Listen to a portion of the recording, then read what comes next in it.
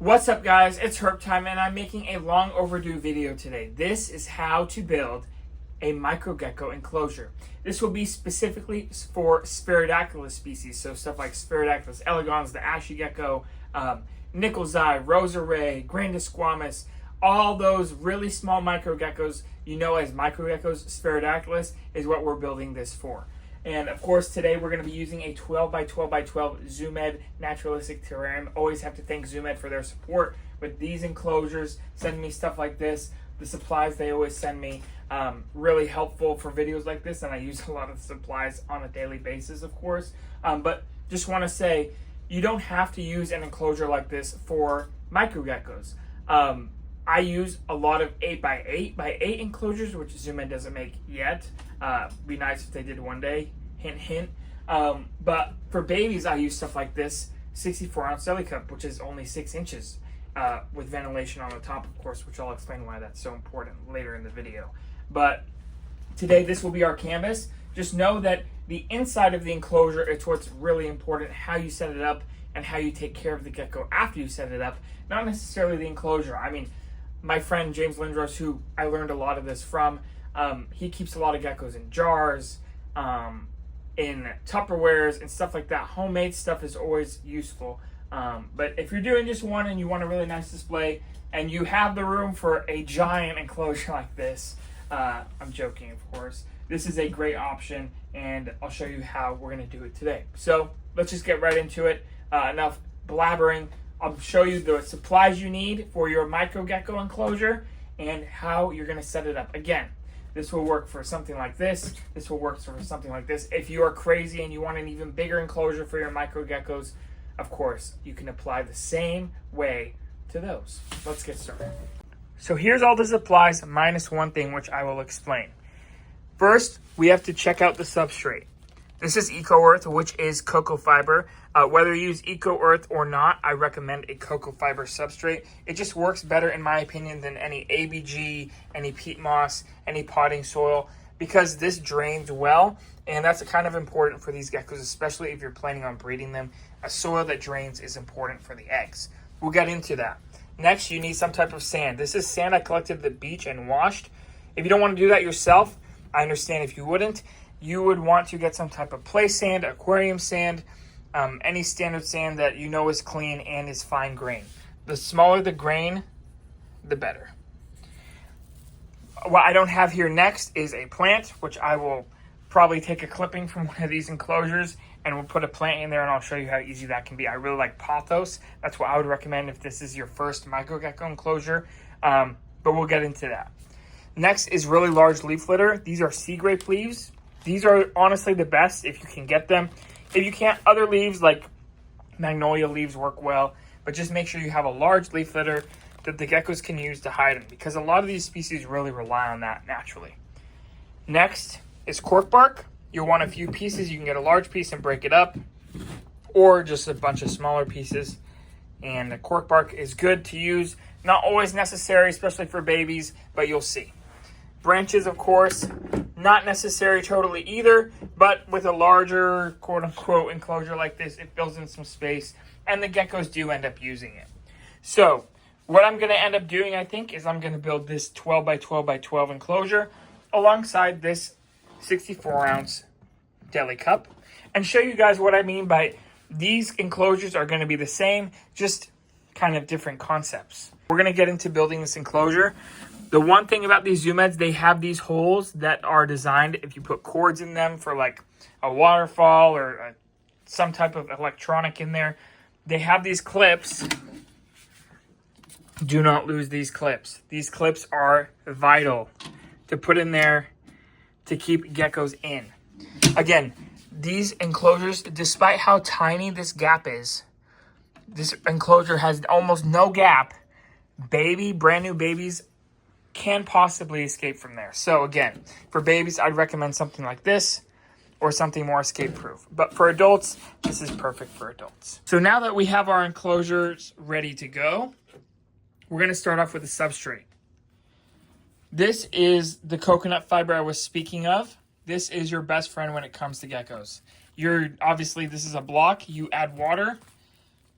If you can't figure that out, I'm sure there's videos on YouTube how to. But you're going to add water to this. And then you'll use your sand. And you're going to do a 2-part cocoa to 1 part sand, which means for every 2 cups of cocoa you use 1 cup of sand. 66% cocoa, 33% sand. And then once you mix it up and it looks like this, okay? This is a really great substrate because you can't feel it, but it's nice and moist. It barely clumps together. It's not wet.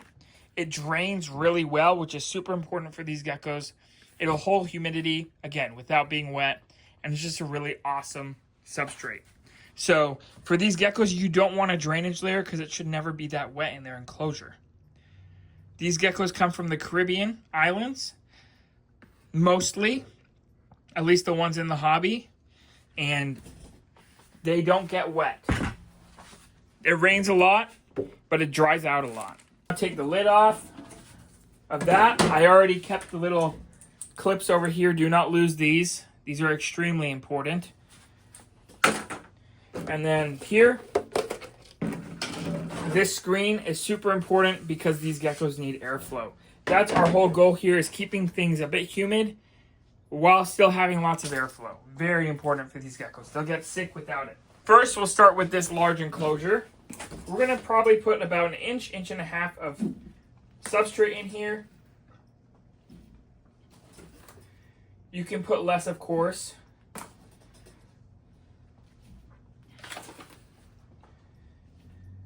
Let's see. That looks about right. Smooth it out. Okay. Yep, that looks good. And then for this one, since it's a smaller little cup, we'll probably put more like half an inch. Again, I'm just going to show you guys how to make a large display enclosure versus something simple like this. Sometimes you're getting a micro gecko and you don't want to do all this.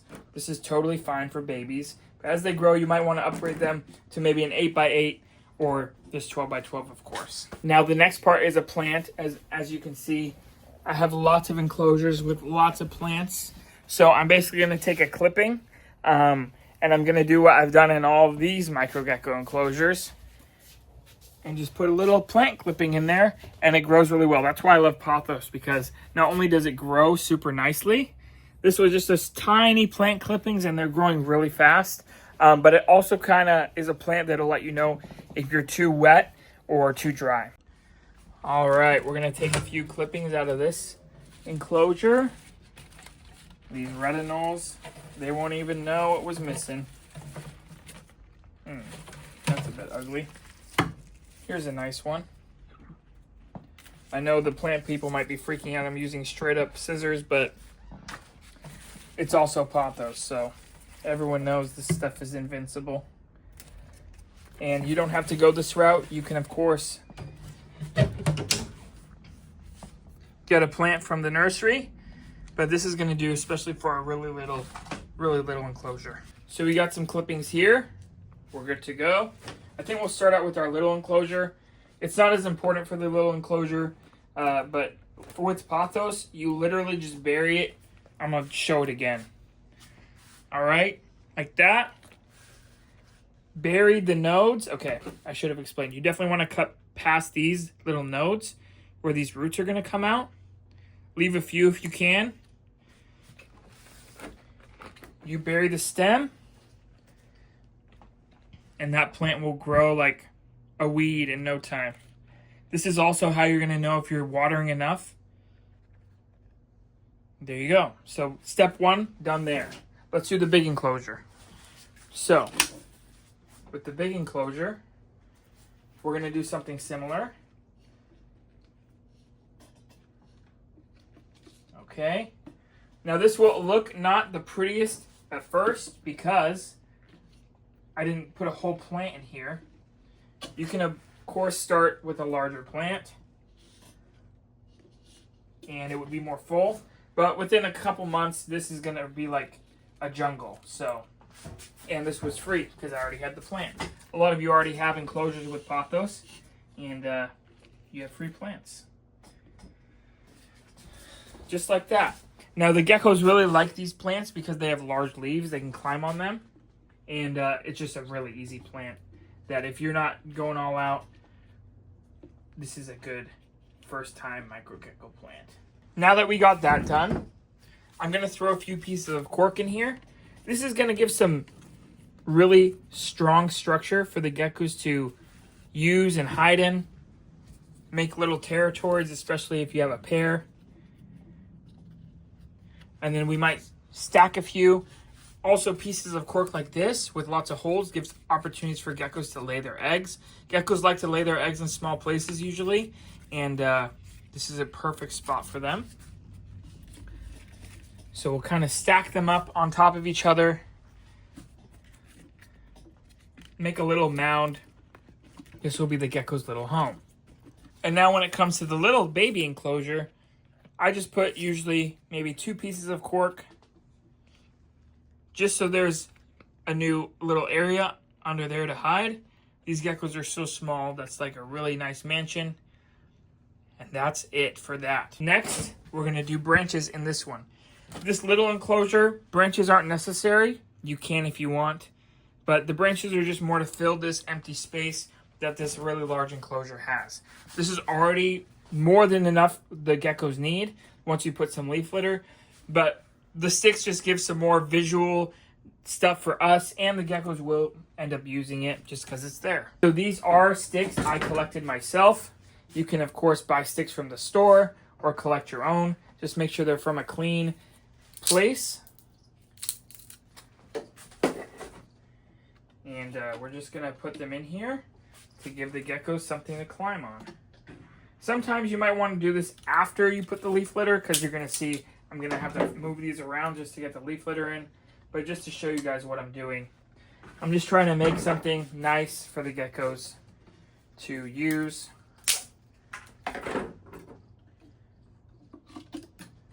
Especially stuff like maybe elegons, like the ashy gecko.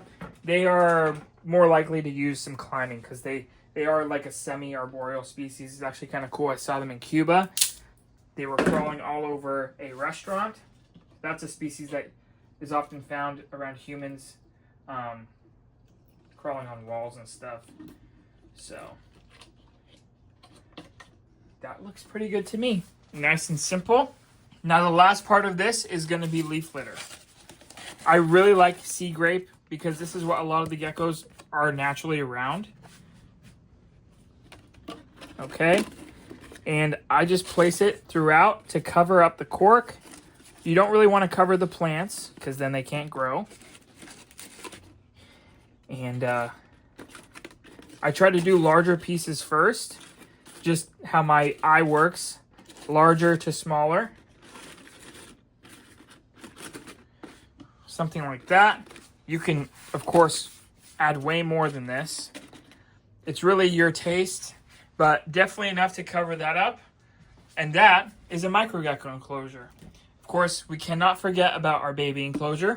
What I do for this, since this is such a large leaf and it does not fit, I rip them up and I'll usually put a couple pieces in there. Like 1, 2, 3. Just like that. You can, of course, tuck them away. You can make them smaller. This isn't the most beautiful enclosure, but that's not the point of this baby enclosure. I literally have hundreds of these deli cups like this, and it's more for practicality. We're going to put our lid back on the zoom in, and get these clips. Super important. Without these clips, you're doomed, because the holes back here are big enough for the micro geckos to get out of. And that is how you make a micro gecko enclosure. Again, I want to reiterate, this is the simplest, easiest way to do it. Of course, this works really well. This is what I do for most of my geckos. Literally, this substrate mix, some cork, some leaves, and a pothos. You don't have to do it this way. You can go more extravagant. You can make a beautiful background. You can use rarer plants than pothos. You can use different sticks. You can use different leaf litter. I'm just showing you what works for me and what will work for your geckos if you get them. Nothing is simpler than this. I think this Deli cup is from Superior Shipping Supplies. I know it's from Superior Shipping Supplies. I think you can get it. I'm not sure the minimum you can get, but they're not expensive. I think the lid and the cup together is a little over $1. I'm not sure if you can order just one, but you can make these out of a jar, out of whatever, and it's a very simple enclosure. When it comes to misting, that is one of the most important parts about these geckos that people mess up. They cannot get too wet and too humid. If you look into the weather on these Caribbean islands, these are islands that get a lot of rain, dry out. A lot of rain, dry out. You have to imagine basically a beach. These geckos are living, okay, there's the beach, and then there's trees, and the geckos are right in those trees. Most of them, most of the ones we're talking about, especially ashy geckos, big scale geckos. I mean, these are a lot of leaf litter species that are getting really wet, drying out. So what I do is I mist the geckos every other day. And I mist enough that the plant stays firm and healthy. You can tell when a plant starts to get wilted and droopy, but not getting the soil wet. So keeping the soil just a bit moist, letting it dry out. Spray it, soil moist, let it dry out. So that's why I mist every other day. You can mist really, if you really think your geckos need more water, you can mist really lightly on the leaves. I found misting on live leaves is a lot better than misting on the dried out leaf litter. The live leaves hold onto that water a lot longer, water droplets for the geckos to drink from. So you can do that. And that's really important, keeping the humidity between 50 to 70% in the ambient enclosure. Of course, under those pieces of cork bark that are in contact with this moist soil, it will get more humid in there. So if the geckos need to shed or need that higher humidity, they can go in there. So you want to keep the ambient humidity in the enclosure below 70, above 50 ideally. As far as lighting, I do recommend UV light, especially for females that are laying eggs. It's super important, especially dusting with calcium and vitamins and all that stuff, but we'll get into that. UV light's ideal. If you can't supply, especially for something like this, honestly, for babies, I don't always give UV light, and they grow up fine as long as they're getting the right calcium and vitamins. Just make sure they have some type of light source, since most of these geckos are diurnal. There's a few exceptions to nocturnal species like Sphaerodactylus, Roosevelti, but they still will benefit from a day and night, so that's important. And for UV, you can use the coil UVs on these. I know some people are really against coil UVs, the like fluorescent coils, but since this is such a small enclosure, and a coil UV could fit right in the middle and give UV to most of the enclosure, it would be fine. People have problems with that when you're using it for a bearded dragon because it doesn't cover a whole 4-foot cage. This is an exception. But of course, if you can find a 12-inch UV tube, that will work perfectly for this as well. And then as far as feeding, I recommend crickets. You can use fruit flies for babies, but as soon as you can get crickets big enough, I would recommend crickets. They're just way healthier, way more of a natural food item for a lot of these geckos. You can use stuff like baby dubia roaches, baby red runners, baby superworms, anything like that.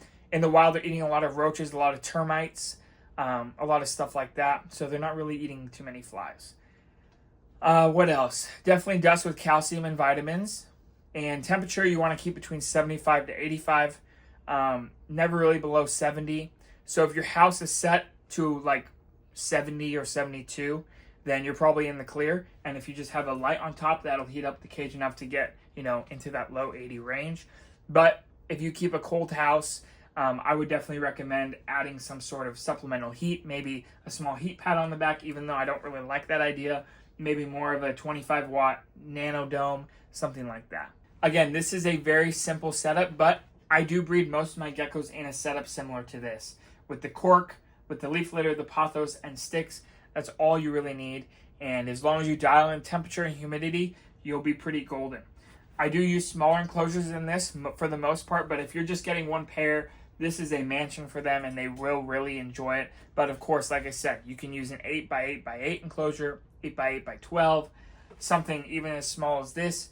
My friend James uses jars and critter keepers and all sorts of other stuff. So The possibilities are endless with these geckos. Of course, you can go even bigger than this. But this is the general idea of how you care for Sphaerodactylus microgeckos. And if you guys have any questions, please reach out. Instagram is really where I'm seeing. For some reason, I don't check the YouTube comments too much, so I kind of just post and then leave. But Instagram, I usually see messages and comments.